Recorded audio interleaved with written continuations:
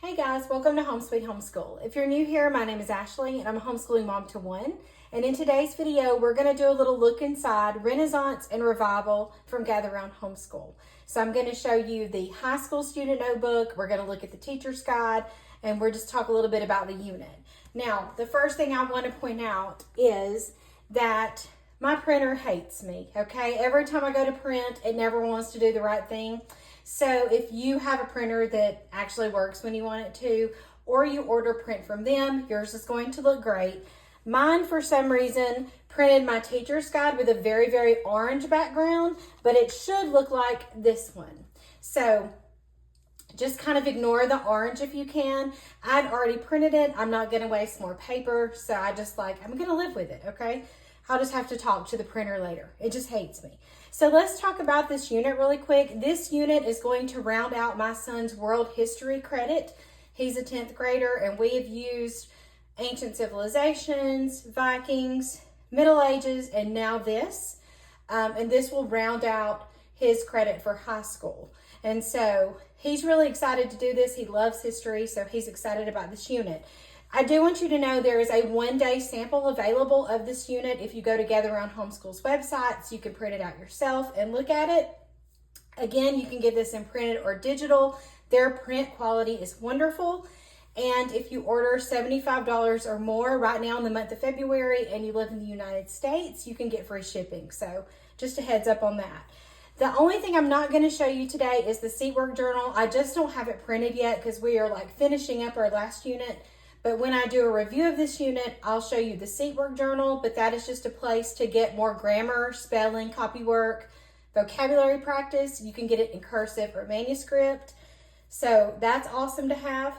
This is a full unit, so there are mini units and full units. This is a full unit, meaning that in this student notebook, there's going to be 5 pages of student work. In mini units, that's different. There's usually 2 pages. So let's go ahead and talk about the unit then. So again, it's a cloudy day. I'm sorry, every day I'm filming now seems to be a cloudy day. I'm not really sure what the deal is. I guess because I'm outside most days that it's sunny. So let's look at Renaissance and Revival. This is the teacher's guide. We are going to look at just a few of the lessons, not the whole thing. You can also look at some pages on their website. So there are some other pages that are included in this, and I didn't print it. But in the beginning of these units, there is a page that talks, tells a little bit about Gather Round, so if you don't know about it already. I didn't print that. I didn't print the copyright page and things like that because I'm printing at home. I do print the recitation because that's something that my son and I use every day when we do the unit. So here's a note to the teacher. This just says that this unit is going to go through the movers and the shakers of the Renaissance. It starts in Italy and expands outward through Europe. It talks about that it's important to note that none of the people we're going to talk about in this unit are perfect. It does talk about some artists. It does say regarding their sexuality or morality in general. So just so you know, that she's wrote about this and she's giving you a heads up that we're not going to cover that, but we are covering these people. And it says in these lessons, we've chosen to stick to facts alone. Thank goodness. So also another thing about this unit is it isn't color coded. If you've used some of the newer units these past years, they're color coded based on your child's level, but this is not color coded. She aimed to make all the content as relevant as possible to all ages. With plenty of similes and examples to make things simple and relatable. It does say, that being said, this unit is best suited for older students from upper elementary and up. So that means maybe something you want to consider if you've got younger kids. It says, I would not recommend it for younger students on their own unless they're doing it alongside their older siblings. So that's just something to take note of. This says, like life skills, we've done notebooking a bit more interactively, breaking up the teacher's guide lesson with notebooking prompts so that the information is fresh in everyone's minds and note-taking is more spread out and less overwhelming. So my son will appreciate that. This says there is some bouncing around amidst the lessons as we discover the bigger picture of each person's contribution. And then it says, each day there's a page on Shakespeare and understanding Old English. It says younger students focus on these and thous and break down some quotes as well as related to hymns, while older students dig a bit deeper. And then the unit's going to end. So this is like the project. Every unit has a project. This unit ends with a performance of either a monologue or a skit of some sort. So that's going to be a lot of fun. And as I was looking through this, I was like, we need to be reading some Shakespeare plays or listening to or something, so that it will be easier for my son. He knows what a monologue is, but I think the more you expose your kids to those things, the easier it is for them to write about them. So let's look at this. So let me make sure you're still in frame because you never know. Yeah, let's get that fixed. There we go. So we have our table of contents. There are 20 lessons. You can kind of see what is covered. There's Donatello. You got all the, I want bouts and Ninja Turtles. Nope. Artist. You got your artist there. You've got Martin Luther. You've got Copernicus. You're covering lots of great things here. And so we're going to take a look at a couple of the lessons. So here's lesson 1, introducing the Renaissance. You do have your vocabulary, your bold-faced words, and then here's your notebooking alert. This is something I used to do in the older units to just kind of break up the reading. It kind of lets you take in what you just read and go ahead and notebook about it. This just tells you to fill out the notebooking page, the first section, to show that Renaissance means revival. Okay, and so then you just keep on reading. So what started it, what is philosophy, where it all began. Again, you're going to notebook. Notable architecture, notebook. Now this says notebooking / lap book, okay? If you go the lap book route, that is just going to take the place of the notebooking page. You'll still want to do the other pages that are in the student notebook. The lap book only takes the place of the notebooking page. My son does not enjoy lap books. He's in 10th grade. He doesn't like all the pieces. He doesn't want to do that. But that may be a route you want to go for your kids. Then we have revivals in the air, and then hands-on activity. So there is a little hands-on activity at the end of every lesson. You can do them or not do them. It's up to you. And then you have all your vocabulary. If your children are working on the seat work pages, you'll have the vocabulary right there for them. All right, let's go back a little further. Let's go to lesson 8. This is Henry VIII. So we have a little introduction before the break. Notebooking alert. We're going to talk about him some more. After the split, here's a did you know. I like the did you knows. They're always really fun.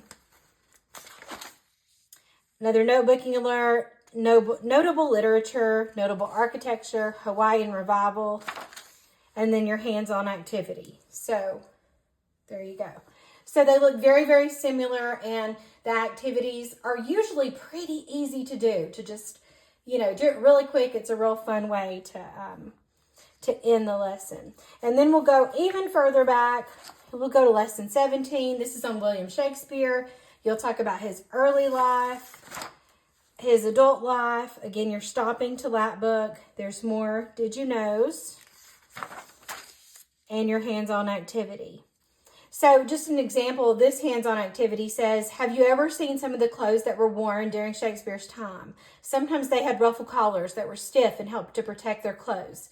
Try making your own using coffee filters and string or pipe cleaners. And so it kind of tells you how to do that, and you can kind of dress up like Shakespeare.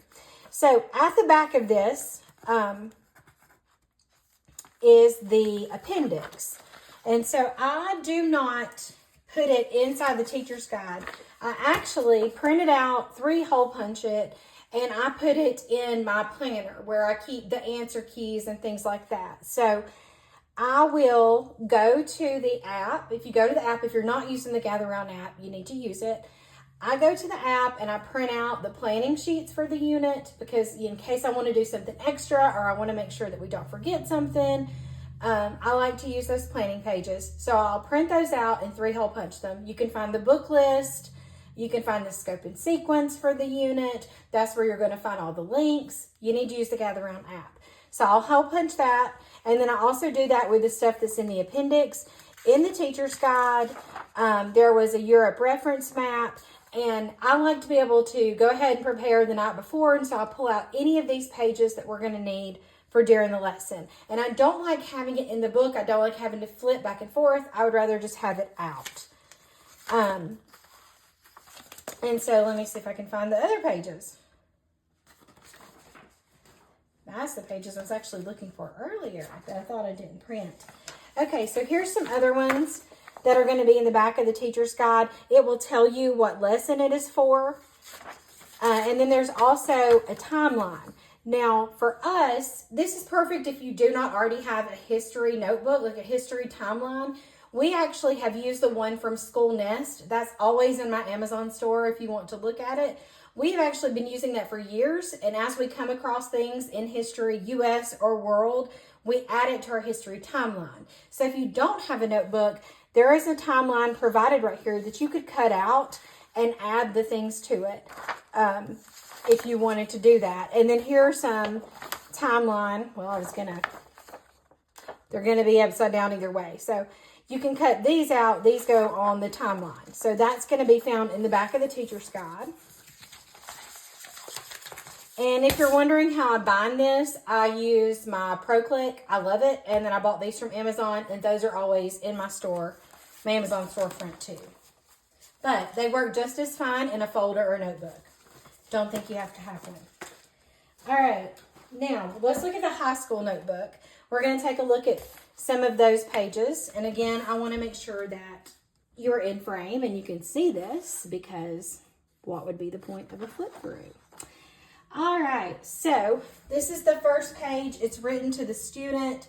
It tells them they're going to read stories about ordinary people who brought about great change and paved the way for those who would come after. You're going to study the architecture of the Renaissance, try your hand at painting, learn about stargazing, monarch butterflies, and so much more. And it does say that you can check out the lap book if you want to do that instead of notebooking. There's a note about seatwork journals. And here's all their resources. And here's the table of contents. If you've never seen this before, they do break it down by lesson. They let you know what your subject focus is here. Of course, this is going to be heavy in history, but you are going to hit language arts and geography and science. You're going to hit all these things, okay? So this is what the table of contents looks like. And then he has his recitation passage as well. I also usually save this on my laptop, and I will share the screen to our TV. So the teacher's guide is up there, and he can look at that as well. All right, so this is what lesson 1 looks like. It's a very nice notebooking page. So here he's going to sketch a picture of the Leaning Tower of Pisa and take notes about it. So what is Renaissance? Where did it start? So there is some map work, which my son absolutely hates, but we do pull out our map books and we use those. Sometimes I get him to label, sometimes I don't, as long as we are looking at it and talking about it. And then there is a place to keep time. If you're keeping track of time spent to earn credits, that's awesome to have that at the top of your page right there. He'll have a page for philosophy. This is history and social studies. There's think about it, how to dig deeper. So this will tell us, like, this says to choose a poem to read and respond to from those listed on the resources. Use the page in the appendix, and I'll show you those in a minute. Here's your language arts, so intro to Shakespeare. So people worry a lot about the language arts in Gather Round, and that is one thing I do not worry about because my son gets so much language arts. You've got to remember that language arts is not just grammar. It encompasses so much more than just grammar. If you want more grammar, that's going to be in the seatwork journal, but you've got to remember that language arts is so many other things. It's speaking, it's listening, it's written communication, it is grammar, it's a lot of things. And so they're doing some intro to Shakespeare here. So you're talking about some pronouns from today and pronouns from the Renaissance, reading it, practicing it. And then there's an extension activity where you get another sheet of paper and you practice this. You write 4 more of these sentences that each incorporate a different pronoun from the Renaissance. Then you've got fashion comebacks. So this is history and social studies. And then there is an optional activity where you're just talking to your parents about what was popular, you know, like in the 80s and 90s. That's where I would be. Were there fashions they said they would never wear but did in the end? What about you? how your perception of what looks good changes. So that'll be fun to do. And then your science is all about tsunamis, and it does say that you can watch this experiment on YouTube, or you can actually do this experiment so you can see how a tsunami happens. So if you're thinking, how are you using this for high school? What I do is I have Google Sheets set up. That's probably going to be my next video. I'm hoping that not my next video. I'm not sure. I'm not sure if it's my next one or if it'll come in March, but I am going to share how I keep up with all of his assignments and times and grades. And so I would just put tsunamis into earth science or physical science. I'm not sure which one I'm going to call it. And I would just keep up with the time, and I'll show you how I grade these things. And so that's how I do each of the pages. They just get put into their appropriate little sheet on Google Sheets. So that is lesson 1. All right, now I want to show you, let's go to a little further back here. Let's look at lesson 5 because I want to point out something else that's there. So lesson 5, here's your notebooking page. So it does look different, and that's nice. It's nice to know that, yes, I'm going to have a notebooking page, but it's not the same thing every single time. Then you have language arts and social studies. It's called Don't Fit In. It says, it's hard to believe that Leonardo was not really appreciated during his time when we can look back today and see how gifted he was. So we have a poem. There's some dig deeper. Do some research on your own to learn about other visionaries who've made a big impact on the world. Then you've got famous Shakespeare quote. This is your science about gears. And then they have narration.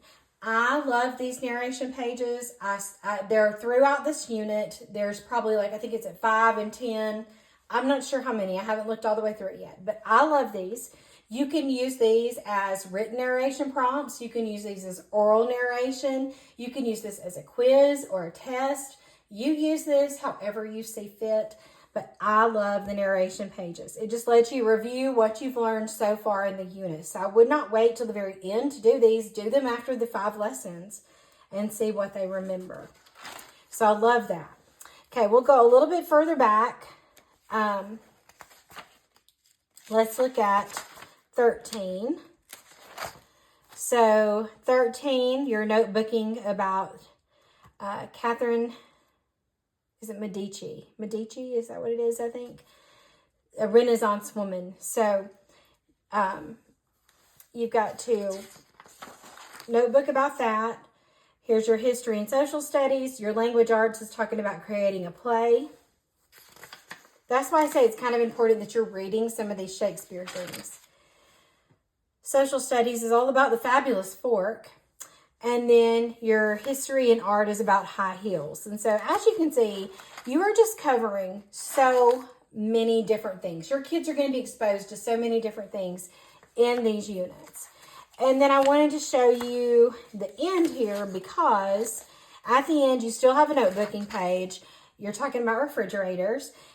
Here's your self-evaluation. I love a good rubric. This is something your kids need to see before they start their unit project so that they can see exactly what is expected of them, how they can get all excellence if that's what they're shooting for, how they can just get a good, an okay, or needs improvement. This is really good. Rubrics are a great way to grade unit studies. And so letting your kids know kind of what you're looking for and expecting, that will help them. So this is a self-evaluation. Special honors, and then a crossword review. This is really fun. The clues are in the appendix part of this. So let me show you the appendix really quick.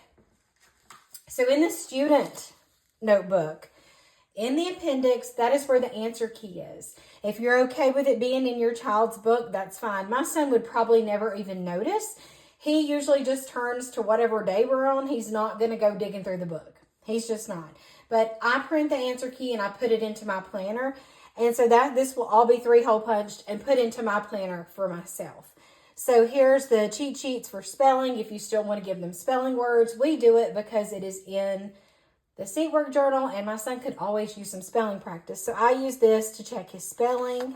There's also the vocabulary cheat sheets. There, he has a Europe reference map.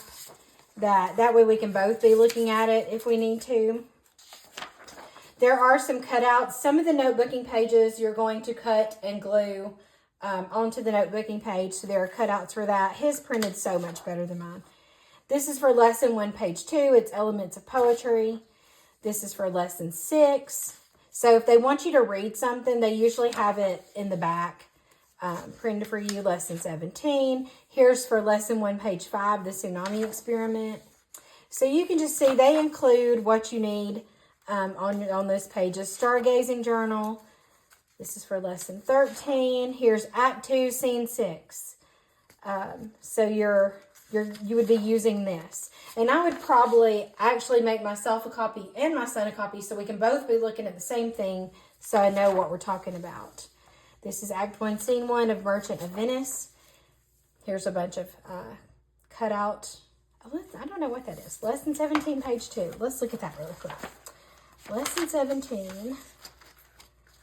Let's see. Use the cutouts in the appendix to build some 10-syllable lines on either your table or your floor. That's fun. Okay, I was wondering what that was for.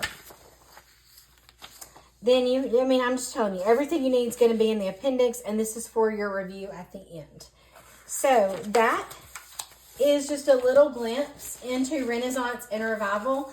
If you have any questions about Gather Round Homeschool, always reach out to me. I will share whatever I can with you.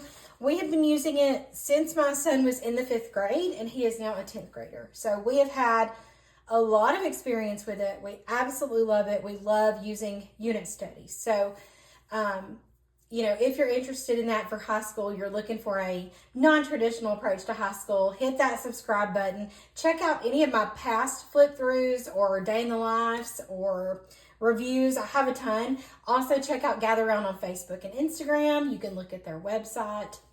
So many ways to find out more about them. So, like I said, any questions, comments, leave them down below. And as always, thank you so much for watching.